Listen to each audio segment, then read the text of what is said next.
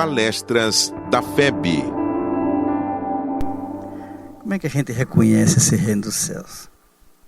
Como é que nós o identificamos dentro de nós? Ou como é que nós o construímos dentro de nós? E para que serve isso? Para ganhar o quê? Para fazer o quê com ele? A nossa benfeitora Joana de Ângeles nos ajuda a entender a psicologia do processo de evolução do homem. Ela se baseia essencialmente todo o seu trabalho no Evangelho. Mesmo quando fala de psicologia, ela está falando do Evangelho de Jesus. Nós sabemos que Joana, diz ela que estudou mais de 50 anos psicologia no mundo espiritual. E foi ela que preparou Freud e Jung no momento próprio para trazer esse conhecimento à humanidade. Esses grandes acontecimentos não são aleatórios, nem poderiam ser. Estão todos dentro de um grande programa. Agora, ela está se preparando para reencarnar, diz ela própria. Ela tinha informações que ela viria agora 16, 17, 15. No entanto, o mundo espiritual, isso não é determinado exatamente, depende de uma programação maior. Nos disse o Divaldo agora, no carnaval, lá em Goiânia, no congresso, que ela diz, olha meu filho, houve uma alteração de programa. E as forças superiores determinaram que eu fique um pouco mais. Então eu devo estar chegando à Terra lá por volta de 25. Então nós teremos Joana ainda por aí, preparando a nova psicologia e preparando novos trabalhadores para o momento lindo que a psicologia tem para ajudar o homem a encontrar o reino dos céus. Porque o reino dos céus encontra um ambiente pacificado dentro de nós. Sem paz interna, sem consciência tranquila, sem um programa de trabalho, nós ficamos rateando sempre. Curioso, apenas para quebrar, que Divaldo disse que quando ela quer conversar, ela termina de psicografar todo dia de manhã cedo, e ela fica um pouco, quando quer conversar, fica uns minutinhos mais. Então ele sabe que está na hora de perguntar alguma coisa que convém. Diz, então, minha irmã, graças a Deus, então nós teremos ainda mais algum tempo contigo. Nós estamos 16 para 25, temos 9 anos. Então nós podemos nos programar para 25 e agradecer a Deus. Ela falou, Divaldo, eu estou agradecendo a Deus. Agora você agradeceria. Significa dizer que o Divaldo não tem 9 anos. Vai ter que se preparar para ir embora mais cedo. Nós estamos acostumados a entender que o desencarne é um processo natural, biológico. E nos preparar para vivenciar esses momentos com tranquilidade. A despeito de sabermos que não é um momento fácil. Todos os benfeitores dizem que é o momento mais difícil na vida do espírito na Terra. Mas para ser leal aqui ao pensamento dela, nesse contexto do reino dos céus dentro de nós, como encontrá-la, ela, nesses 2 livros, Libertação do Sofrimento, em que ela usa muito aquilo que os grandes mestres da psicologia e o príncipe Siddhartha Gautama, o Buda, falou com a sua experiência pessoal. E nos fala muito bom para a orientação nossa, nesse livro Triunfo Pessoal, que faz parte, ambos, na série psicológica. São 14 volumes. Então ela diz uma coisa que eu gostaria de ler para que sermos fiéis ao pensamento dela. Ela diz assim nesse livro.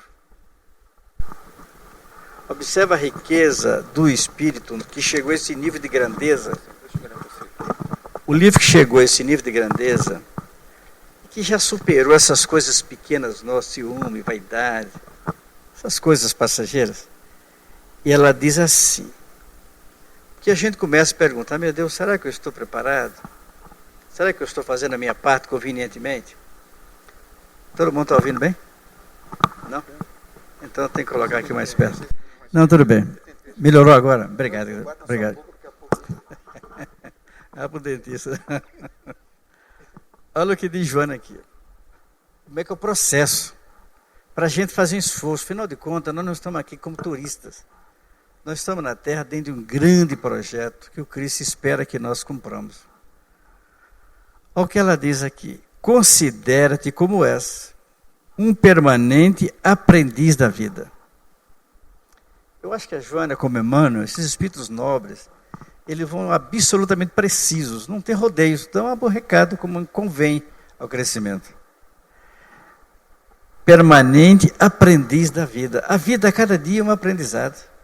Se nós observarmos as crianças, os idosos, as pessoas mais maduras, as pessoas que estão nas prisões, são mestres para nós. Nós vamos observando o comportamento dessas criaturas e vamos tirando proveito. O que é que ele fez que eu não consegui fazer? E a gente vai aprendendo a podar as nossas imperfeições, substituí-las por valores melhores. E ela continua. Jamais te permitas a petulância, olha a palavra que ela usa. Jamais te permita a petulância de pensar que és um ser especial. Nós sempre achamos que somos especiais. Deus gosta mais de mim do que o outro. Eu sou um médico melhor do que o outro. Eu sou mais bonito que o outro. Sou mais inteligente que o outro. Isso nos faz, isso nós buscamos os nossos arquétipos do passado. O homem velho, com todos os nossos equívocos. Então jamais te permita a petulância de pensar que és um ser especial. Não somos. Somos todos uma grande família. Catalogado como superior. Alguns de nós achamos que somos superiores. O portador de uma missão maior do que a dos demais. A minha missão é maior. Nós sempre achamos assim. No entanto, o nosso mestre, o Chico Xavier, em todos os momentos ele fazia questão de se apequenar. Todo momento. Não se tem notícia que o Chico em nenhum momento ele tenha se colocado acima dos demais. Não, eu sou apenas um cisco. Muitas vezes. O Dr. Bezerra de Menezes, que leu lindos casos de Dr. Bezerra de Menezes, relata que Chico ele teve um momento muito difícil na vida, porque ele, na verdade, ele foi expulso de casa, em Pedro Leopoldo, 59.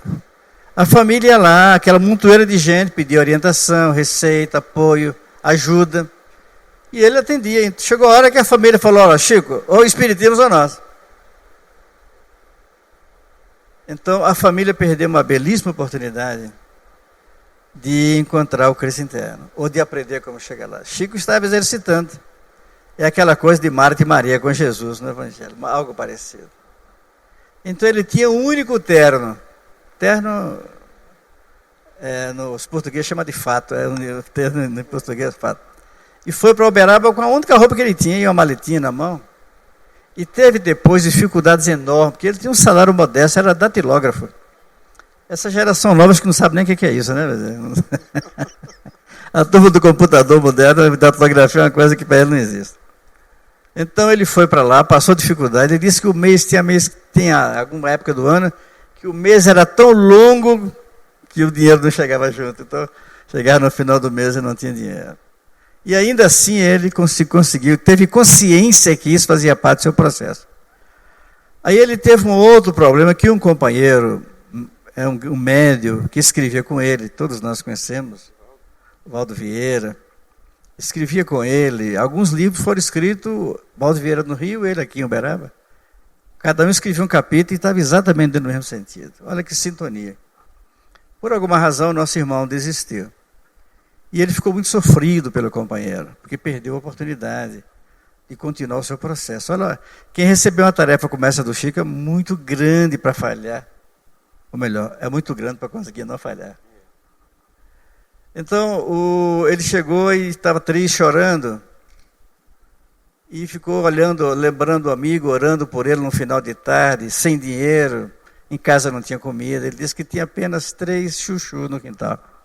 Tinha lá Antigamente se fazia isso, né? Faz uma espécie de um caramanchão. E ali ele tinha 3 chuchus. Disse, poxa, eu acho que hoje não tenho dinheiro para comer, eu vou pegar esses 3 chuchus, colocar um pouquinho de sal, e vai ser o meu almoço e meu jantar. Aí chega a vizinha, uma criancinha de 8 anos, Chico, a minha mãe disse que lá em casa não tem nada, será que você conseguia nos dar alguma coisa? Diz, minha filha, meu almoço que eu tenho só 3 chuchus. Mas tudo bem, tem ali 3 chuchus, você pode levar aí o sal. E foi ao trabalhar. Quando ele volta no hora do almoço, tinha na casa dele uma cesta de chuchu.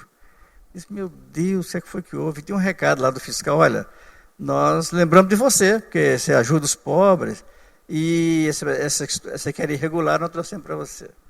Aí ele pegou o chuchu e dividiu com a vizinhança toda. Quando ele voltou à noite, tinha uma carroça de chuchu. Meu Deus, disse, o que eu vou fazer com tanto chuchu? É aquilo que é dando que se recebe. A providência divina retribui. Significa dizer, se a nossa busca ou a procura do Cristo interno, quanto mais nós nos esforçamos, mais a providência acrescenta. Então, no dia seguinte, ele estava lá, agora com chuchu à vontade. Almoçou, jantou, tomou café, chuchu, não sei se é bom, né? Mas ele sentou ali e começou a lembrar do companheiro e começou a chorar. E chegou o doutor Bezerra. Ele estava com um problema cardiológico muito complicado. E sentiu que ia desencarnar. Então o doutor Bezerra chegou a Emmanuel e falou, o que está acontecendo, Chico? Emmanuel, eu vou desencarnar, eu vou morrer hoje. Será que você vai me receber? Chico, eu estou muito ocupado, tchau. E ele disse, meu Deus, o meu mentor não vai me receber. Aí chegou Sheila e falou, o que está acontecendo, Chico? Sheilinha, eu vou morrer. Imagina o meu mentor Emmanuel falou que não vai ter tempo, está muito ocupado.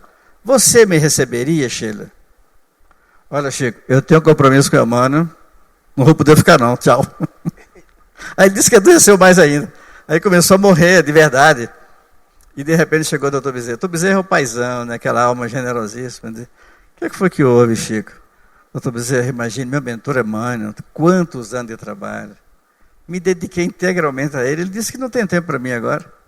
E passou a Sheila, também disse que não tem tempo. Será que o senhor ajudaria essa mula velha, doutor Bezerra? Olha, Chico, eu nunca fui veterinário, não.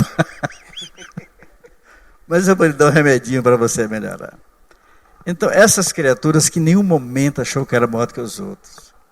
O Chico sempre se colocou numa posição de profunda humildade. E ajudou quanta gente. Nós temos, só aqui na FEB, 116 livros do Chico. Não recebeu um centavo, nenhum deles. Distribuiu. Nós estamos agora atrás do livro do Chico, estão por aí. Muita casa espírita não tinha dinheiro. Ele dava o livro, a pessoa fazia o livro com dificuldade, vendia, mas ia gastando o dinheirinho, porque o centro espírita tem dificuldade financeira. Então, nós estamos atrás para não se perder esse trabalho do Chico, que está pelo Brasil afora. Nesse contexto, então, o que é que a gente poderia fazer para entender essa mensagem do Reino dos Céus? Como é que ele vai frutificar dentro de nós? A lição que recomenda a humildade. Como é que nós vamos exercer a humildade? É muito difícil para nós exercer a humildade. Joana nos diz ainda nesse contexto, para aprendermos, vigias nascentes do coração. Sobretudo as pessoas que exercem cargos importantes, que exercem direção das grandes empresas, que ocupam cargo de relevo, essas pessoas têm uma grande dificuldade de ser humildes. Porque tudo em volta estimula a vaidade, o egoísmo, o poder. Então ele diz, se te encontras à frente de alguma empresa, vigias nascente do coração, aprenda a ser humilde. Não seja prepotente. E geralmente as pessoas que ocupam cargo esquecem que aquele é passageiro. O poder, como o dinheiro, passa como uma coisa de repente. O nosso mentor e discípulo e amigo, Lucas é muito cuidadoso naquilo que escreve. Dos evangelistas, Lucas é o mais preciso, porque Lucas foi a inteligência mais bem elaborada de todos os 4 evangelistas. Mateus foi historiador, aquela história mais detalhada, mais rica, para provar que os profetas estavam certos, né? Quando nós pegamos João, vê que é uma coisa diferente. João não o evangelho dele é evangelho inspirado pelas forças nobres, consta aqui pelo próprio Cristo. Porque o evangelho de João, para a gente estudar, sem pressa, sem preocupação de tirar proveito, mas meditar nele. É o evangelho mediúnico. O evangelho de Lucas é um evangelho o de João é pneumático, mediúnico. O de Lucas é de uma inteligência elaborada. Lucas foi o mais brilhante aluno de medicina da escola de Alexandria. E ele foi o amigo mais próximo de Paulo de Tarso. E o seu evangelho é também chamado Paulo de Tarso, o evangelho de Paulo. Observe o processo de humildade ou de humildar-se para a gente chegar e encontrar o reino dos céus. Diz aqui a nossa irmã, cada irmão teu é uma oportunidade de crescimento para Deus. A esposa difícil, o marido complicado, o filho problema, o patrão que dificulta a nossa vida, o trânsito difícil, o governo que não corresponde às nossas expectativas. Tudo isso são exercícios para que nós meditemos o porquê. Aqui no Brasil, nós estamos numa fase muito delicada, insatisfação generalizada com os governos. Frustração, tristeza, decepção. Não estamos criticando o governo. Isso é uma manifestação natural da sociedade. Os Espíritos nos pedem para que oremos, porque essas criaturas talvez não tenham oportunidade de voltar à Terra por milênios. É muito grave isso. Então a humildade torna-se estrela brilhante que vai abrindo os caminhos de Joana de Ângeles. Vai nos acordando. E ela mostra, por exemplo, alguns exemplos. O tempo é meio curto, não dá para a gente alongar, né? Vamos pegar Barçanufo. Quem leu o livro Ave Cristo, e quem não leu ganharia muito silêncio, é um dos livros mais belos dos romances de Emmanuel. Emmanuel escreveu 5 romances. Todos são extraordinários. Ave Cristo, ele está mais próximo de nós, porque já é o cristianismo assim mais próximo da gente. E Rufus era um cidadão que era escravo cristão. Quando o filho do doutor Bezerra, olha que coisa séria, né? Era filho do doutor Bezerra da época, né? Doutor Bezerra lá 2000 anos atrás quase. O filho soube que era cristão e ele, como os romanos, cristão era inimigo do império. Amarrou as pernas num cavalo, o ombro no outro, espantou os cavalos e ele foi partir do meio. Imagina como é que o homem era bárbaro, né? E ele, depois de algumas encarnações iluminativas, ele já era uma criatura que trazia conscientemente o Cristo interno, o reino de Deus dentro de si. Ele teve a incumbência de vir para o Brasil ajudar o trabalho da evangelização à luz do Consolador, segundo Divaldo Franco. E então ele pediu, antes da missão, queria conhecer o Brasil. E veio, curiosamente, para o Triângulo Mineiro. Ali, ele era lavrador, era pobre, aprendeu a estudar as raízes, as folhas, as cascas das plantas e ajudava aquele pessoal pobre. Depois de desencarnar, ele voltou novamente, aí já Barçanufo. Por quê? Porque havia um programa para o Chico. E o programa do Chico precisava de um precursor. Então o Barçanufo é o João Batista de Chico Xavier. Assim como João Batista foi o precursor de Jesus, Barçanufo foi o precursor de Chico. Ele criou ambiência psíquica no Triângulo Mineiro para Chico poder cumprir o seu papel. Olha como é que é o processo. Então, planejamento espiritual não é aleatório. Um Chico não acontece assim, porque é amigo do Bahia. Conterrâneo. Chico veio de um grande programa redentor da humanidade. Certamente que o mundo inteiro vai estudar Chico Xavier, no futuro talvez não tão longe, não tão perto. Então o Barçanufo foi essa criatura grande, iluminada, que veio, misturou com a humildade, pregava lá na sua cidade, todo dia, 18 horas, ele rezava a Ave Maria. Naquele tempo não tinha microfone, nem alto-falante, mas ele colocava a Ave Maria, e segundo consta, toda a cidade ouvia. É curioso essas coisas. Como é que pode? A cidade inteira ouvia. Mas isso aconteceu com Jesus. E ele em nenhum momento se envaideceu disso. Era muito comum, ele não era parteiro, mas fazia parte. Aquelas mulheres pobres das fazendas, de repente, entravam na hora do parto, não tinha quem fizesse, não tinha parteira, e orava para o Barçanufo. Ele concentrava, recebia o recado, deslocava lá perispiritualmente, fazia o parto sem sair de Sacramento. Houve um caso curioso em que um senhor veio apavorada a mulher, a criança não estava bem situada no ventre, e ele veio, o cidadão pegou o cavalo e veio correndo buscar Barçanufo. Quando chegou, Barçanufo estava agradecendo em casa, agradecendo por ter ido ajudar a irmã, aquela senhora. E o homem chegou e disse, não, Sr. Barçanufo, a minha mulher eu deixei de lá agora, eu vim correndo aqui, o cavalo está sem fôlego, e o senhor vai ter que ir comigo. Mas eu estou vindo de lá, não pode, o senhor está aqui sentado. Mas, pacientemente, ele sentou na garupa do cavalo, foi, quando chegou lá, estava a senhora com a criancinha do lado, e ela agradecendo o Barçanufo por ter feito o parto. Essas criaturas iluminadas que deixam esses exemplos magníficos, em nenhum momento se consideram mais importantes que os demais. E ele veio apenas como um ser anônimo. Só que o sol não tem como se esconder, se ele é sempre o sol. Iluminou o ambiente para que Chico cumprisse o papel que um dia nós haveremos de reconhecer. Mas ele continua.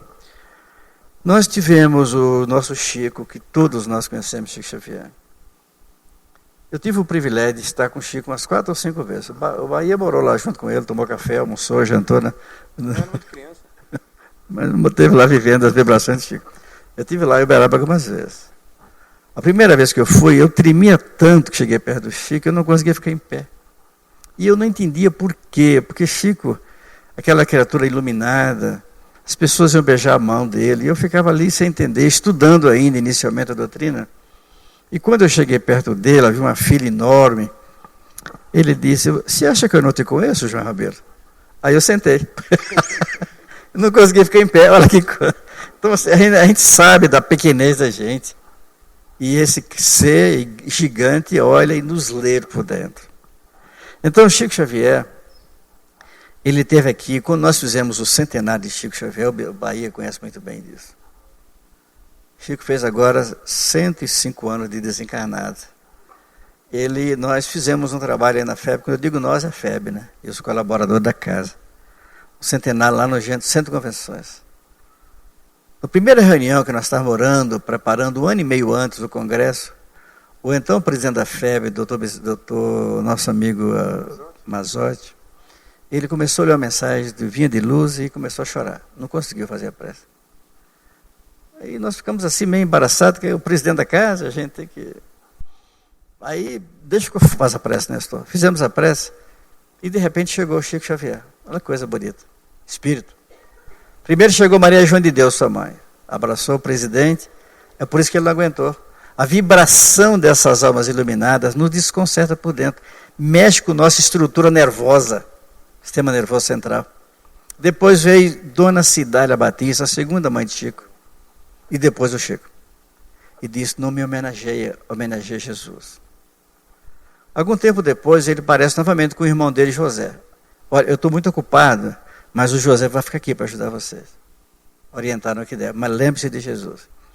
Então, essas criaturas assim, estão sempre procurando se apequenar, porque sabem que quanto mais nós achamos que somos grandes, nós somos pequenos. Lá na Velha Grécia, de tantas histórias, aqueles filósofos menores, eles tinham muito ciúme de Sócrates, consta. Porque Sócrates era gigante espiritualmente. E foi condenado a tomar cicuta. Cicuta é um veneno, né? Então ele chegou, esses filósofos menores foram lá e procuraram o templo famoso, onde estavam lá os médios da época, e perguntou lá o espírito que falava pela boca da média. Era o deus Marte. Ele tem uma simbologia do povo grego, né? E disse: "Quem é o maior filósofo da Grécia?" É Sócrates. Aí ele foi para provocar ciúme e falou: "Sócrates, o deus Marte disse que você é o maior filósofo da história da Grécia. É verdade?" "É verdade. É verdade, porque eu sei que nada sei." Então, quanto mais a criatura cresce, mais vê que é pequeno diante da grandeza do universo. Na hora em que Galileu Galilei, com aqueles elementos modestos, ele viu as 3 luas de Júpiter, ele descobriu que o universo era tão grandioso que a ciência dele não tinha sentido quase. Então ele simplesmente reconheceu que a divindade era tão nobre que ele precisava a cada dia humildar-se para compreender a grandeza que a divindade estava lhe oferecendo. Para crescer. Na hora que nós falamos de Gandhi, que foi talvez um dos nossos tempos mais próximos, acabou o tempo, meu amigo? Já acabou, desculpa. Vai terminar o Gandhi. A gente pensa que Gandhi está muito longe, não está. Gandhi foi muito recentemente. O professor Pastorino era amigo dele. O professor Pastorino é professor da Universidade de Brasília.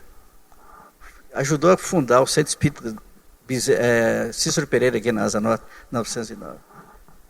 Tive o privilégio de ouvir Pastorino conversando, falando na Escola de Sabedoria, que era uma coisa fantástica.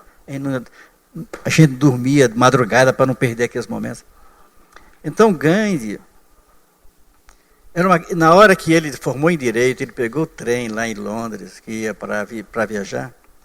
Ele era um homem letrado, era advogado brilhante, pagou com bolso, mas naquele tempo nós estávamos vivendo o apartheid na África do Sul, onde ele trabalhou. E o guarda chegou e disse: olha, Gandhi, você não pode ficar aqui não. Você tem que ficar lá na classe de trás. Os negros só podem ser lá. Negros, latinos, sul-americanos, pobres, só podem ficar lá. Diz: mas eu paguei. Paguei, mas não pode ficar aqui. E o jogou do trem em andamento. Na hora que o jogou para fora, ele, ao invés de revoltar-se, em si mesmou-se e estava nascendo, pela humildade, a campanha da não violência. Me permite só ramar um minuto. Quando a princesa Diana, olha a humildade, a gente sempre que é humilde é aquele que está passando fome, não necessariamente. Tem muita gente com cargos importantíssimos. Esse Papa que está aí é um homem humilde, está fazendo um trabalho revolucionário na igreja. O Divaldo estava lá no mundo árabe e recebeu um telefonema que o Papa ia recebê-lo, entre outras pessoas. E ele veio. Na hora que ele está lá, o Papa cumprimenta um, cumprimenta outro, e pegou na mão dele e segurou, não soltou. Do lado do Papa estava Joana de Ângeles, e do outro, que é Clara de Assis, do outro lado estava Francisco de Assis. Este é um dos nossos, dizia Francisco. Veio para revolucionar a igreja. Então essas almas iluminadas já conquistaram esse ponto. Mas não é uma coisa que deu de graça, é um esforço. Só mais um minuto, por favor. A princesa Diana, ela passou uns momentos para mostrar que qualquer nível social a pessoa pode ser humilde. Ela teve uma dificuldade no casamento, como todos nós sabemos. E feliz lá no palácio de Buckingham. Ela teve lá um namorado, Paris, e teve um acidente e desencarnou. Alguns meses atrás, quase um ano, ela estava em Nova York. Ela soube que Madre Teresa estava em Nova York, ela foi lá. E pediu um encontro com Madre Teresa de Calcutá. Eu queria entrar na ordem, eu sou uma pessoa infeliz. A corte não me permite estar com os meus filhos. Eu tenho necessidade de estar com os pobres, sinto ânsia de doar alguma coisa de mim. A senhora me aceita como religiosa? Não lhe aceito. Porque se você vier para a ordem, você será apenas uma religiosa a mais. Eu lhe peço que você use a sua humildade e lá no ambiente que você frequente, você fale de Jesus. E a partir daí, Diana foi para Angola, na África. Angola tinha acabado a guerra. É o país que tem mais mutilados. Até o exército brasileiro ajudou muito a desarmar aquelas, não é bomba não, é minas, né? Que as pessoas não podiam, jogava enxada, batia naquilo, morria, perdia a perna, perdia o braço. Então ela fez um trabalho e conseguiu da ONU proibir isso. Uma coisa relativamente nova. Então ela passou a ser uma amiga da Madre Teresa lá dentro do Palácio de Brooklyn, no ambiente que ela frequentava. Quando ela desencarnou, ao que se sabe pelas informações dos espíritos, Madre Teresa se preparou para sair de Calcutá e vir para as homenagens. Demorou 3 dias. E quando Madre Teresa chegou no aeroporto de Calcutá, ela desencarnou também. Teve um acidente cardiológico e desencarnou. E as duas se encontraram no mundo espiritual. Quem apoiou Diana foi Madre Teresa. Olha como é que é lindo esse processo. Que os espíritos, Madre Teresa desencarnou lá, vinham prestar homenagem e pediu autorização para vir ser aquela da ordem dela, a ordem da bondade. Nós precisamos então, meus irmãos, nos pequenos gestos. O nosso irmão que está ao lado é aquele que nos ajuda a crescer, a tolerância, a compreensão, a dificuldade. E trabalharmos. Joana nos recomenda ir para o deserto. Paulo de Tarso foi literalmente para o deserto, ficou 3 anos lá. Joana recomenda entrar para o quarto dos guardados, usando a expressão do professor Pastorino. De vez em quando, converse consigo mesma. Questão 919A do Livro dos Espíritos, Santo Agostinho. Pergunta o que fazer. E ele diz que todos os dias, antes de dormir, ele faz uma autoavaliação do seu dia. e procure descobrir se cometeu alguma falha, algum erro contra alguém. E se cometeu, assuma o compromisso de não repetir. Então, o reino dos céus dentro de nós só acontece na hora que nós nos confundimos com o outro. Quando nós ajudamos o outro. Quando nós compreendemos ou quando nós nos doamos aos outros. Tem uma irmã nossa que está com o marido muito doente. Está desencarnando. Mais cedo, mais tarde. Magrinha.